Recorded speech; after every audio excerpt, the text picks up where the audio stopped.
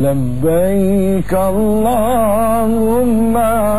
labbaik, labbaik la syarika laka labbaik, innal hamda wan ni'mata lak wal mulka la syarika lak, innal hamda wan ni'mata lak wal mulka la syarika lak.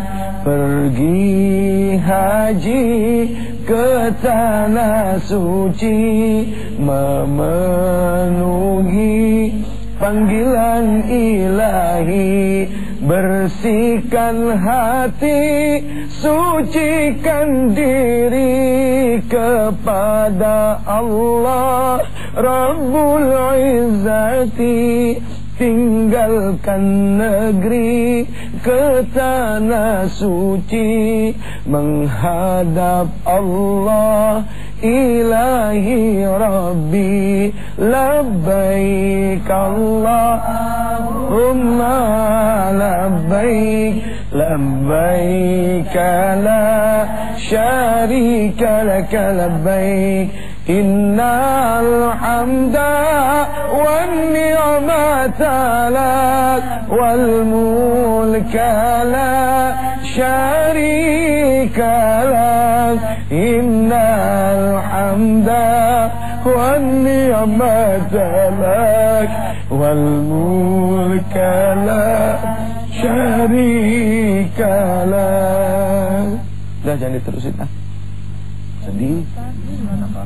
Iya, biar udah kesana mah pengennya kesana bro. Makanya aneh kalau ada orang udah pergi haji pulangnya dia bilang gua kapok, berarti gebloknya orang. Iya, dibilang kapok berarti geblok gitu kan, berarti ada apa-apa di sana yang gak bagus kan begitu. Lupa ngasih salam. Kita kasih-kasihkan ngobrol tuh, pemirsa pada ngeliatin dulu ya. Assalamualaikum warahmatullahi wabarakatuh. Segala puji bagi Allah, alhamdulillah pagi-pagi kita udah pada bangun. Emang ini pagi ya? Pagi di studio, di luar mas sore. Aduh ya Allah, salawat dan salam kita berikan keharibaan baginda yang tercinta Nabi besar Muhammad sallallahu alaihi wasallam. Baik, kita akan ngobrolin masalah haji lagi. Cuma sekarang lebih kepada sabar di dalam berhaji. Kemarin belum tuntas tuh. Yang pertama ngomongin niat sama duit, ya, sebagai manis atau modal bisa berangkat. Yang kedua masalah ilmu. Jadi kalau orang pergi haji tanpa ilmu udah repot. Bikin kue saja harus pakai ilmu. Coba kalau bikin kue kagak pakai ilmu jadinya bantet. Iya kan? Iya, yang bikin aja kagak doyan makannya, apalagi orang lain kan begitu. Nah, apalagi urusan haji. Kalau kita pergi haji pakai ilmu, itu masuk masjid aja pakai kaki kanan masuknya. Karena pakai ilmu, tahu. Gitu kan? Jadi begitu masuk masjid aja kaki kanan. Kaki aja udah taat sama Allah. Karena dia tahu kalau kaki kiri masuk ke WC. Dia itu masjid, kaki kanan. Begitu masuk, Allahumma antas salam. Itu doanya tuh. Wa minkas salam, wa ilaika ya'udus salam. Fahayyina Rabbana bis salam, wa adkhilna al-jannata daras salam. Tabarakta Rabbana wa ta'alaita ya dzal jalali wal ikram. Baru masuk pakai kaki kanan udah dikasih keselamatan sama Allah. Bahkan diteruskan, Allahumma ghfirli dzunubi, ya Allah ampuni dosaku. Baru masuk masjid udah diampuni sama Allah. Waftahli, minta dibukakan abwaaba rahmatik, minta dibukakan pintu rahmat. Masuk ke dalam Masjidil Haram ya. Kalau bisa lewat babus salam karena sunnah dapat pahala tambahan. Tapi kalau enggak ya nggak apa-apalah ya, soalnya ribet karena begitu banyak orang di sana.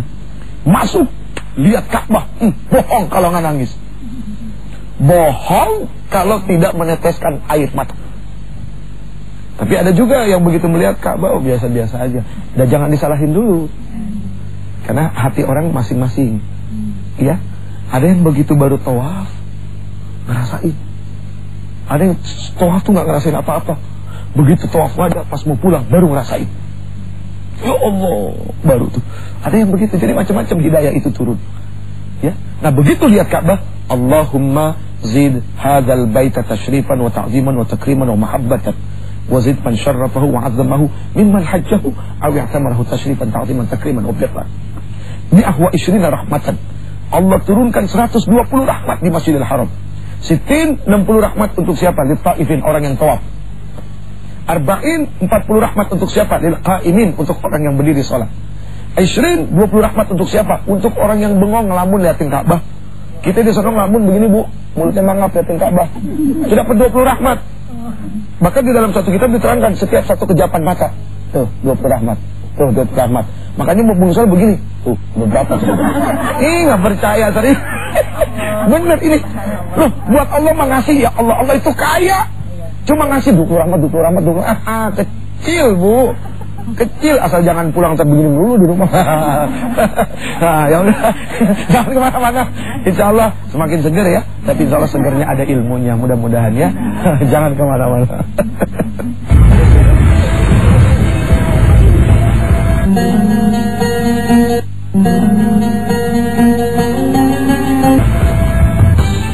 Baik pemirsa, yang insya Allah dimuliakan Allah Subhanahu Wa Taala.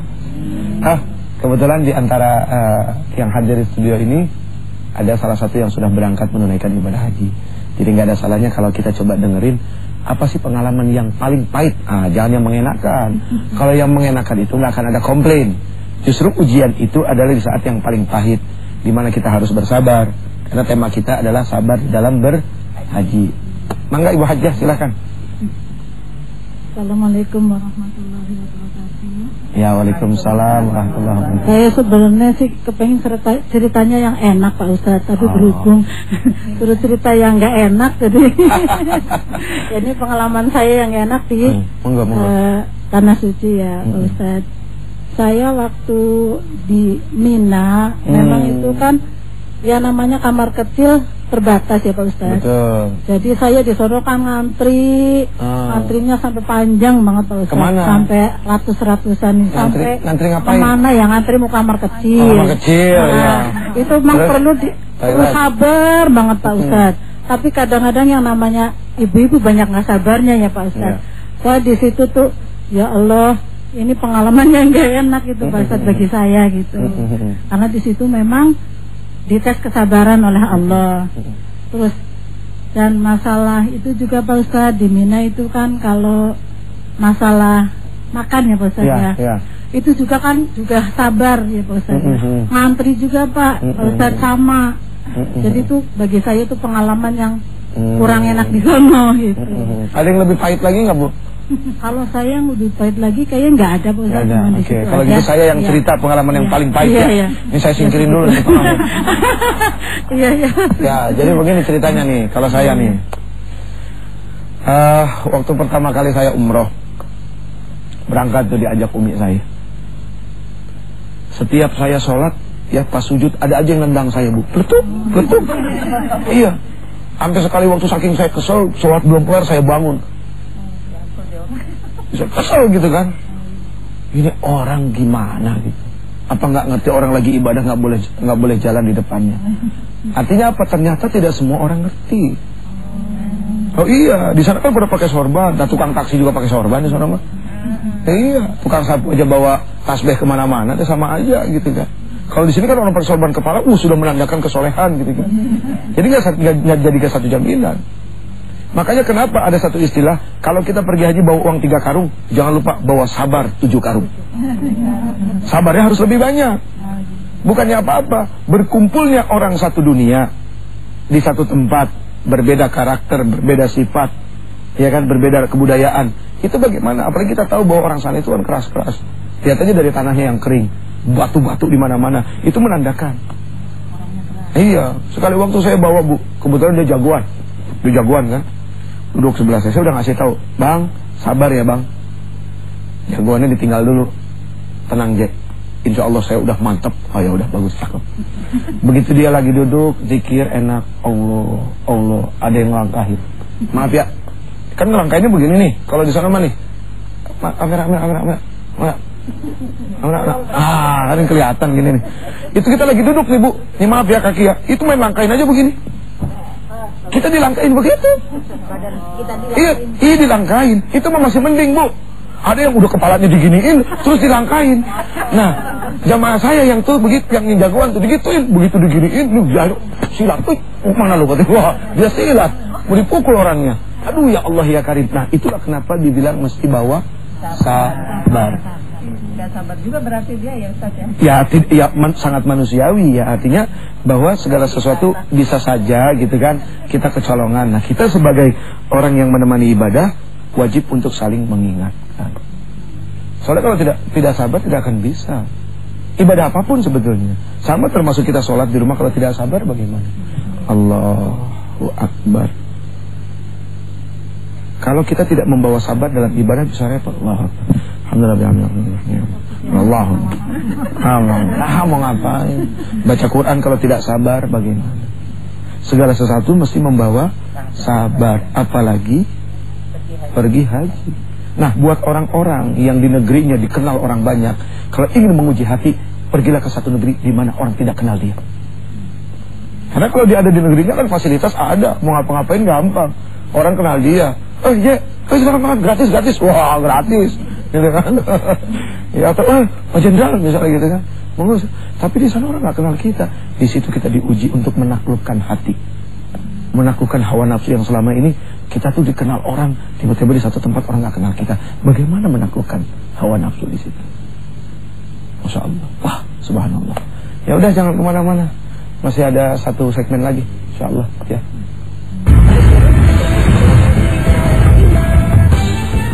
Baik hadirin yang insya Allah dimuliakan Allah Subhanahu Wa Taala.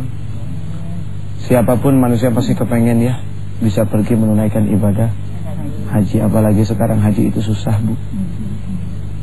Yang daftar sekarang belum tentu bisa dapat sekarang, bisa nunggu 3 tahun sampai 4 tahun. Makanya 4 tahun belakangan ini saya nggak berangkat. Saya cuma berangkat umroh setahun 2 kali. Alhamdulillah gratis, nggak pernah bayar, bahkan pulang malah dikasih duit. Alhamdulillah. Alhamdulillah. Itu rezeki namanya dari Allah. Ya, duh ya Allah ya Karim. Nanti kalau ada yang berangkat, jangan suka ngeberatin. Ya, iya. Terkadang kan keluarga itu ada hawa, ya manusiawi lah ya, namanya ditinggal gitu kan ya. Cuma jangan terlalu diberatin. Kesian nanti yang berangkat juga di sana tidak ikhlas praktek ibadahnya karena kepikiran sama anak-anaknya. Saya aja harus mengikhlaskan istri saya. Sampai sekali waktu saya tanya sama istri saya, "Mi, 28 hari kamu pergi, kamu pikirin syahwat saya nggak?" Hebat dong seorang suami mengizinkan istrinya pergi haji, apalagi yang sampai 41 hari ditanya. Apakah sang istri sudah bertanya kepada suami, "Abang, bagaimana dengan syahwatmu?" Minta keridoannya suami. Dan suami pengganti orang tua. Seorang istri kan wajib mendengarkan suaminya dulu daripada orang tuanya, karena sudah diserahkan kepada suami. Tidak boleh marah. Kan ibu juga didahulukan oleh anak-anaknya karena punya surga tuh. Disebut sama Rasul 3 kali tingkatannya lebih hebat dari bapak. Berarti kan Allah adil. Siapa bilang perempuan dinafikan? Siapa bilang derajat yang lebih tinggi 3 kali daripada laki-laki? Coba, apa itu bukan keadilan Allah? Gitu kan? Nah, yang merasa tidak adil berarti tidak paham tentang dirinya, sifatnya menurut agama, hanya menurut hawa nafsu. Kan begitu. Nah, saya bilang sama istri saya begitu. Dia cuma bilang, "Terserah Abi." Artinya apa itu? Artinya ya Abi mau ya jaga diri baik-baik gitu. Terus jaga diri baik-baik. Ya makanya Masya Allah, jangan diberatin. Sama sekali jangan diberatin. Termasuk jamaah tuh. Kadang-kadang jamaah kan masih ada kebiasaan begitu musafah ya salaman ya. Terakhir kita kan sambil talbiyah, itu kan ada yang ngasih amplop nih. Jangan ngasih amplopnya 5.000 minta kerudungnya 3. Itu ngeberatin namanya. Jangan lupa ya kerudung 3. Orang diberatin mau oleh-oleh. Ini ngomong-ngomong kalau kita di sana doyan belanja boleh nggak? Boleh selama ibadahnya masih benar. Dan di sekeliling Masjidil Haram itu pasar semua. Boleh. Kan belanjanya orang yang berhaji buat apa? Buat oleh-oleh, buat nyenengin orang-orang yang ditinggalnya, kan begitu. Berarti nggak apa-apa. Menyenangkan hati orang yang ditinggal. Cuma ingat, orang pergi haji sebisa mungkin tidak berhutang. Loh, memang begitu. Ya repot. Loh, hajinya dengan berhutang. Ya kan, hajinya ngutang. Di sono meninggal. Yang mau bayar siapa? Seandainya kita ditakdirkan Allah masuk dalam surga, tapi karena kita berhutang, ditahan sampai orang yang dihutangin itu ridho. Nah, kalau tidak ridho bagaimana? Jadi banyak orang memaksakan haji sampai sebetulnya tidak boleh. Bahkan termasuk harta daripada berhaji itu dipikirkan apakah dari harta yang baik atau yang tidak. Ada istilah ra'sul mal, asal muasal harta itu dari mana dia dapat. Soalnya kalau seandainya dia berangkat haji dengan membawa harta yang haram, begitu sampai di tanah suci, aku tolak kedatanganmu, kata Allah. Kadang kau datang ke sini dengan membawa harta yang haram. Tuh. Makanya betul-betul dipikirkan, karena ibadah itu harus yang bersih. Iya kan, ibadah harus yang bersih. Mana mungkin mencuci baju kotor dengan air kencing. Itu aja lah ya, sederhana ya cara berpikirnya. Masa mencuci baju dengan air kencing? Kita ingin mensucikan hati, tapi dengan harta yang haram, dan tidak bisa, harus dengan yang bersih. Kan begitu. Nah sekarang bagaimana dengan orang yang merasa bahwa wah, kita belum dapat panggilan? Siapa bilang? Labbaik Allahumma labbaik, ya Allah aku datang memenuhi panggilanmu. Lihat kalimatnya, aku datang memenuhi panggilanmu. Berarti udah dipanggil, cuma nyautnya aja yang kagak. Ada yang budak, ada yang enggak. Budak gitu. Bukan budak begitu. Itu di atas budak, Bu, itu budak mah. Iya, jadi kalau ada orang bilang belum dipanggil, siapa bilang? Kan kalimatnya labbaik Allahumma labbaik, ya Allah aku datang memenuhi panggilanmu. Memenuhi panggilan berarti sudah dipanggil. Wa adzin finnasi bil wa adzin finnas bil haji ya'tuka rijalan wa ala kulli dhamirin ya'tina min kulli fajjin 'amiq. Itu kan ada dalam surat Al-Hajj di situ. Mana surat Al-Hajj nih? Mana? Repot lagi nyarinya ya. Ya pokoknya di situlah ada dalam surat Al-Hajj ya. Artinya bagaimana Nabi Allah Ibrahim itu memanggil. Ya, Nabi Allah Ibrahim memanggil. Ya kan? Di mana Nabi Allah Ibrahim memanggil? Di Jabal Abi Qubais. Di mana itu Jabal Abi Qubais? Gunung Persis sekarang dibangun istana raja. Di situ Nabi Allah Ibrahim memanggil, wa adzin finnas bil haji ya'tuka rijalan wa ala kulli dhamirin ya'tina min kulli fajjin 'amiq. Itu Masya Allah. Ya, jadi kita sebetulnya sudah dipanggil, cuma tergantung dari niat dan usaha kita mau memenuhi panggilan itu atau tidak. Kan begitu. Ya Rabbana, berikan kemudahan bagi kami untuk memenuhi panggilan Engkau ya Rabbana. Terutama bagi saudara-saudara kami yang saat ini hanya bisa bergumam di hatinya, di mulutnya, ya Allah kapan giliran saya pergi haji. Setiap saat dia datang memenuhi undangan orang yang membuat acara walimatus safar, dengan harapan suatu saat dia yang mengundang orang lain datang ke rumah. Ya Rabb, Engkau yang paling tahu, Engkau maha berkuasa dan maha segala-galanya. Maka ya Rabbana, ya Atim, ya Karim, ya Rabbal Alamin, ya Hayyu ya Qayyum, la ilaha illa anta, subhanaka inni kuntu minadh dhalimin. Allahul kafi, Rabbunal kafi, qasadnal kafi, wajadnal kafi, likullin kafi, kafanal kafi, wa ni'mal kafi. Alhamdulillah.